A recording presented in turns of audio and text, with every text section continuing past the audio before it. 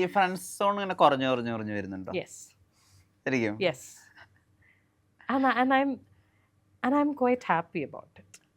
വയസ്സ് Because നമ്മൾക്ക് ചില ലൈഫിൽ ചില സാഹചര്യങ്ങൾ വരുമ്പോഴാണ് നമ്മുടെ ശരിക്കും നമ്മളെ ആത്മാർത്ഥമായിട്ട് സ്നേഹിക്കുന്ന സുഹൃത്തുക്കൾ ആരെന്ന് നമുക്ക് തിരിച്ചറിയാൻ പറ്റുള്ളൂ.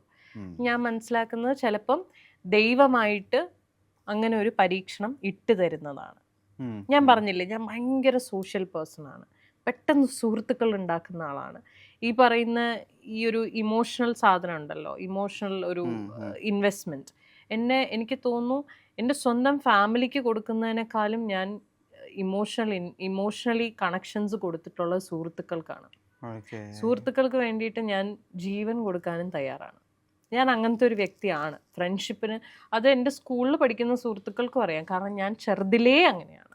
Since childhood I have been this way. ഭയങ്കരമായിട്ട് ഫ്രണ്ട്ഷിപ്പിന് വാല്യൂ കൊടുക്കുന്ന ഒരാളാണ് ഞാൻ. എൻ്റെ സ്കൂൾ ടൈം തൊട്ടുള്ള സുഹൃത്തുക്കളാണ് ഇപ്പോഴും എൻ്റെ ബെസ്റ്റ് ഫ്രണ്ട്സ് ഉണ്ട് ഇപ്പോഴും.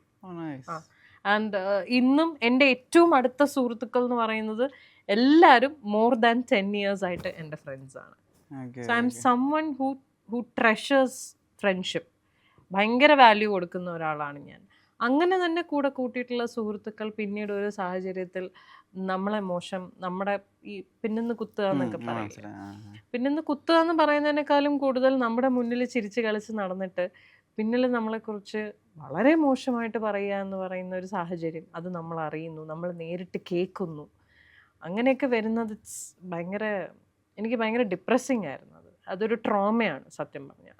പക്ഷേ കുഴപ്പമില്ല, ഒരു ഫിൽട്രേഷൻ നടന്നു എന്ന് വേണമെങ്കിൽ പറയാം എൻ്റെ ലൈഫിൽ. അത് ഈ കഴിഞ്ഞ കുറച്ച് മാസങ്ങളിലാണ് സംഭവിച്ചത്, ഒരു മേജർ ഫിൽട്രേഷൻ. ആ ഫിൽട്രേഷനിൽ ശരിക്കും നെല്ലും പതിരും തിരിച്ചറിഞ്ഞു എന്നുള്ളതാണ് സത്യം. അതിൽ ഐ എം ക്വൈറ്റ് ഹാപ്പി. ഈ ഡിപ്രഷൻ എന്നൊക്കെ പറയുമ്പോഴേ ആളുകൾ ഈ മൂഡ് സ്വിങ്സിനെയും ഡിപ്രഷനെയും ഒരേ തൊഴുത്തിൽ കൊണ്ട് ഏർപ്പാടുണ്ട്. നമുക്കൊരു ദുഃഖം ഉണ്ടാവുന്നതും നമുക്കൊരു നിരാശ ഉണ്ടാവുന്നതും രണ്ടും രണ്ടാണല്ലോ. ഇതിനെ പറ്റിയിട്ട് ആയിരിക്കും എന്താ പറയാനുള്ളത്? ഞാൻ ഡിപ്രഷനിൽ പോയിട്ടുള്ള ഒരാളാണ്. ഡിപ്രഷനിൽ പോയി കഴിഞ്ഞാൽ തിരിച്ചു വരിക എന്ന് പറയുന്നത് ഭയങ്കര ബുദ്ധിമുട്ടുള്ള ഒരു കാര്യമാണ്. നമ്മൾ എത്രയൊക്കെ ഓവർകം ചെയ്തു എന്ന് പറഞ്ഞാലും അതിൻ്റെ ഒരു കനൽ എപ്പോഴും ഇങ്ങനെ കിടക്കും. ചിലപ്പോൾ നമ്മൾ വിചാരിക്കാത്ത സിറ്റുവേഷൻസിൽ ഇത് ട്രിഗർ ആവും. ആൻഡ് ഇത് ട്രിഗർ ആയി കഴിഞ്ഞാൽ പിന്നെ നമുക്കത് ഹാൻഡിൽ ചെയ്യുക എന്ന് പറയുന്നത് ഭയങ്കര ബുദ്ധിമുട്ട്. അത് വല്ലാത്തൊരവസ്ഥയാണ് ഡിപ്രഷൻ എന്ന് പറയുന്നത്. നമുക്ക് എന്താ പറയുക, നമുക്കൊരു മനുഷ്യരെ കാണാൻ തോന്നില്ല, നമ്മളെ തന്നെ വെറുത്തു പോകുന്ന ഒരു സിറ്റുവേഷൻ ഇല്ലേ. അതെങ്ങനെ എക്സ്പ്ലെയിൻ ചെയ്യണമെന്ന് പോലും എനിക്കറിയില്ല. വെറുതെ ഒരു മുറിക്കകത്ത് അടച്ചിട്ടിരുന്ന് കരയുന്നതല്ല ഡിപ്രഷൻ. അങ്ങനെ ഒരു തെറ്റിദ്ധാരണ കുറേ പേർക്കുണ്ട്. കരഞ്ഞു തീർക്കുന്നതാണോ ഡിപ്രഷൻ? അല്ലല്ല, കരഞ്ഞു തീർക്കുന്നതല്ല depression. It's an entirely different thing. നമ്മൾ എന്താ പറയുക, ബ്ലാങ്ക് സ്പേസ് എന്നൊക്കെ പറയില്ലേ, അത് ഒരു വല്ലാത്ത സാഹചര്യം. ഒരു ഡാർക്ക് സ്പേസിൽ നമ്മൾ മൂടിപ്പോകുന്ന ഒരവസ്ഥയാണ്. സഫൊക്കേഷൻ വരും, നമുക്ക് വല്ലാത്തൊരു സഫൊക്കേഷൻ വരും. ആ സഫൊക്കേഷനിലാണ് പലരും ആ സഫൊക്കേഷനിൽ പുറത്ത് വരാൻ പറ്റാത്ത സിറ്റുവേഷൻസിലാണ് സൂയിസൈഡ് ചെയ്യുന്നത്. ചിലർക്ക് അറിയില്ല അത് എങ്ങനെ. അതാ ഞാൻ പറഞ്ഞത്, it's not easy to come out. By ലക്കാണ് പലരും അതിനകത്തുനിന്ന് പുറത്ത്. ഞാനൊക്കെ സത്യം പറഞ്ഞാൽ ബൈ ലക്ക് തന്നെയാണ് പുറത്ത് വന്നത്. എൻ്റെ സിറ്റുവേഷൻ കറക്റ്റായിട്ട് മനസ്സിലാക്കി എന്നെ അതിൽ നിന്ന് പുറത്തെടുത്തിടാൻ എൻ്റെ ഫാമിലി, എൻ്റെ ഫ്രണ്ട്സും ആ സമയത്ത് ഉണ്ടായിരുന്നുകൊണ്ട് ഞാനത് സർവൈവ് ചെയ്തു വന്നു. പക്ഷെ ഇപ്പോഴും ചെറിയ കാര്യം മതി ഞാൻ ട്രിഗർ ആവും. ഇപ്പോൾ ഇതാ ഞാൻ പറഞ്ഞത്, ലൈക്ക് എന്താ പറയുക, ഇപ്പം എൻ്റെ പാസ്റ്റ് റിലേഷൻഷിപ്പിനെ കുറിച്ചൊക്കെ ഒരു ഇൻ്റർവ്യൂവിൽ സൈന ചെയ്ത ഒരു ഇൻ്റർവ്യൂവിലൊക്കെ ഇരുന്നിട്ട് ഞാൻ അറിയാണ്ട് പൊട്ടിപ്പോയി, കരഞ്ഞുപോയി. അതൊക്കെ ഇതിൻ്റെ ഇതിങ്ങനെ ഉള്ളിൽ കിടക്കുന്നതുകൊണ്ടാണ്. Slightest of the slightest thought മതി, അത് പൊട്ടും. ചിലപ്പോൾ അത് പൊട്ടാണ്ടിരിക്കും. അതാ പറയുന്നത്, ഭയങ്കര ഒരു അൺപ്രഡിക്റ്റബിൾ സിറ്റുവേഷനാണ്. നമ്മളൊരു ഡിപ്രഷനിലാവുക എന്ന് പറയുന്നതും, അല്ലെങ്കിൽ നമ്മൾ വിഷമിച്ചിരിക്കുക, അല്ലെങ്കിൽ എന്തെങ്കിലും കാര്യം കൊണ്ട് നമ്മൾ വിഷമിച്ച് പോവുക എന്ന് പറയുന്നത്, ഇത് രണ്ടും വേറെയാണ്. രണ്ടും വേറെ സിറ്റുവേഷൻസാണ്.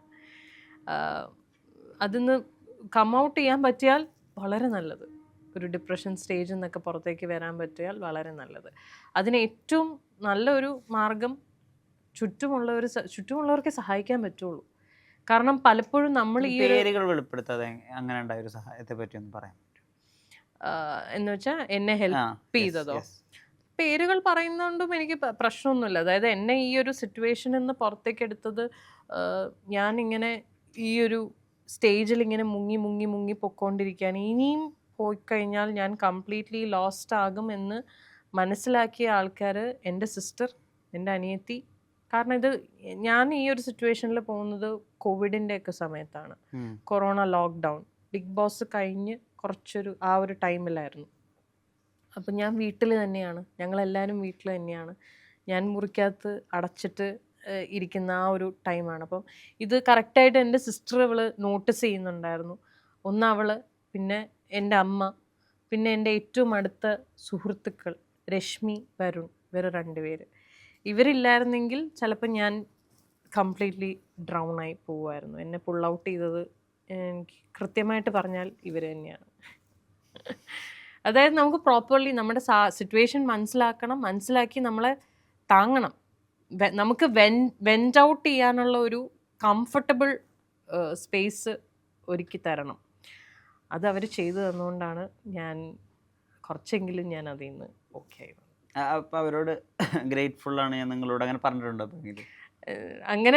അങ്ങനെ ഞാൻ ഒരു നന്ദി പറഞ്ഞ് തീർക്കേണ്ട ഒരു കൈൻഡ് ഓഫ് റിലേഷൻഷിപ്പ് അല്ല അവരുമായിട്ടുള്ളത്.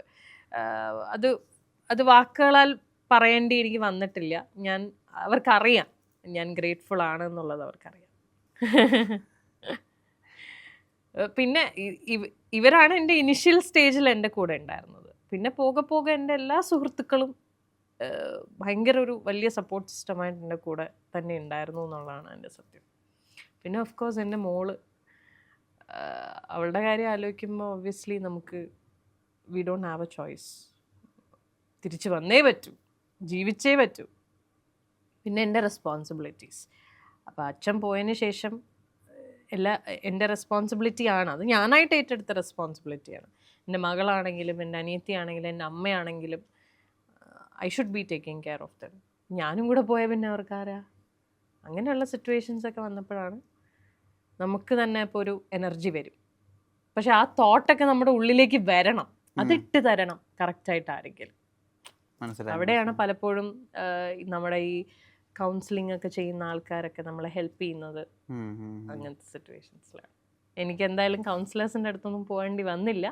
എൻ്റെ ആൾക്കാർ തന്നെ അതിനെ ഹെൽപ്പ് ചെയ്തു എന്നുള്ളത്. ഈ ഫ്യൂച്ചർ, ഭാവി, ഞാൻ എന്തായിരിക്കും ഇനി ചെയ്യുക, അങ്ങനെയൊക്കെ പ്ലാൻ ഉണ്ടോ? ഞാൻ അങ്ങനെ ഫ്യൂച്ചറിനെ കുറിച്ച് ഭയങ്കരമായിട്ട് പ്ലാൻ ചെയ്യുന്ന ഒരാളല്ല.